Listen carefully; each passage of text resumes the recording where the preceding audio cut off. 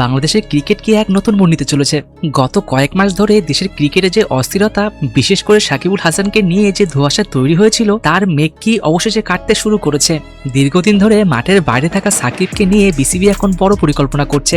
নতুন প্রধান নির্বাচক হাবিবুল বাশার সুমনের একটি মন্তব্যে দেশের ক্রিকেট পায়ে রীতিমতো আলোড়ন সৃষ্টি করেছে, যেখানে তিনি স্পষ্ট করেছেন সাকিবকে তারা শুধু একটা সিরিজের জন্য নয়, বরং 2027 সালের ওয়ানডে বিশ্বকাপ পর্যন্ত দলের জার্সিতে দেখতে চান। আজকের ভিডিওতে আমরা বিস্তারিত আলোচনা করব কেন হঠাৎ সাকিবকে ফেরানোর এত তোড়জোড়, বিসিবির সে গোপন চিঠিতে কি ছিল, আর কেনই বা নিউজিল্যান্ড সিরিজে তাকে দেখা যাচ্ছে না। পুরো বিষয়টি জানতে ভিডিওটি শেষ পর্যন্ত দেখুন। আর হ্যাঁ, চ্যানেলে নতুন হলে অবশ্যই সাবস্ক্রাইব করুন আর লাইক ও শেয়ার করে সাথে থাকবেন। তো চলুন শুরু করা যাক। গত 2024 সালে মে মাসে যুক্তরাষ্ট্রের বিরুদ্ধে সিরিজ খেলতে গিয়ে দেশ ছেড়েছিলেন সাকিবুল হাসান। এরপর রাজনৈতিক পরিস্থিতি এবং ব্যক্তিগত কিছু ঝামেলার কারণে তাকে আর দেশে ফেরা হয়নি। আমরা দেখেছি গত টি-20 বিশ্বকাপে বাংলাদেশের পারফরমেন্স নিয়ে কত আলোচনা ও সমালোচনা হয়েছে। এমনকি তৎকালীন সরকারের ক্রীড়া উপদেষ্টার সাথেও ক্রিকেটারদের মনোনয়নের খবরও প্রকাশ্যে এসেছিল। তবে সময় বদলেছে। নতুন সরকার গঠনের পর বাংলাদেশ ক্রিকেট বোর্ড বা বিসিবি এখন চাইছে অভিজ্ঞ এই অলরাউন্ডারকে আরও সম্মানের সাথে মাঠে ফেরাতে। সাকিব যে এখনও দেশের ক্রিকেটের বড় সম্পদ সেটা বিসিবি ভালো করেই জানে, তাই তাকে ফেরানোর প্রতিক্রিয়া এখন প্রাতিষ্ঠানিক রূপ নিয়েছে। চলুন এবার আসা যাক সবচেয়ে গুরুত্বপূর্ণ বিষয়।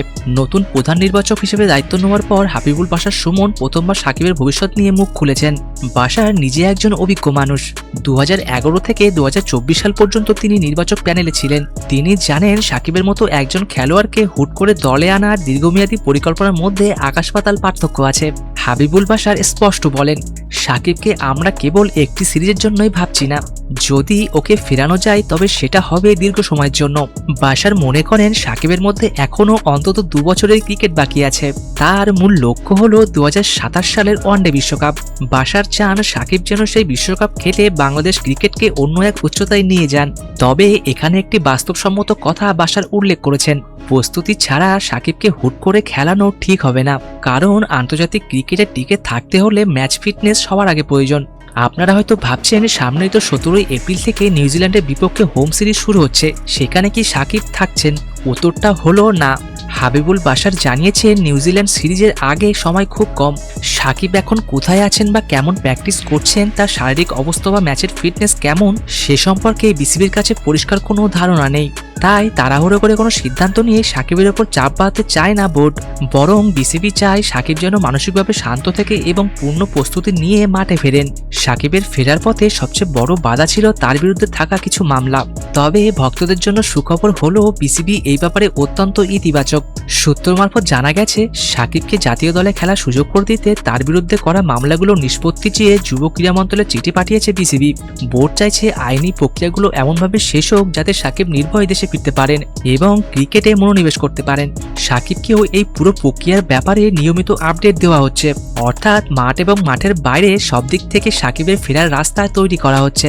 সবশেষে একটা কথাই বলার, সাকিবুল হাসান বাংলাদেশের ক্রিকেটের এক ধ্রুবতারা। হাবিবুল বাশারের এই মাস্টার প্ল্যান যদি সফল হয় তবে 2027 বিশ্বকাপে আমরা হয়তো আবারও সে চেনা সাকিবকে দেখতে পাবো। তবে আপনাদের কি মনে হয়, সাকিব কি পারবেন সব বিতর্ক পেছনে ফেলে আবারও দেশের জন্য গর্জে উঠতে? 2027 বিশ্বকাপ কি সাকিবের জন্য সঠিক লক্ষ্য? আপনার মূল্যবান মতামত আমাদের কমেন্ট বক্সে লিখে জানান। ভিডিওটি ভালো লাগলে লাইক ও শেয়ার করুন এবং চ্যানেলে নতুন হলে অবশ্যই সাবস্ক্রাইব করবেন। আজকের মতো এখানেই বিদায় নিচ্ছি। খেলাধুলার আরও খবর পেতে আমাদের চ্যানেলের সাথেই থাকুন। ধন্যবাদ।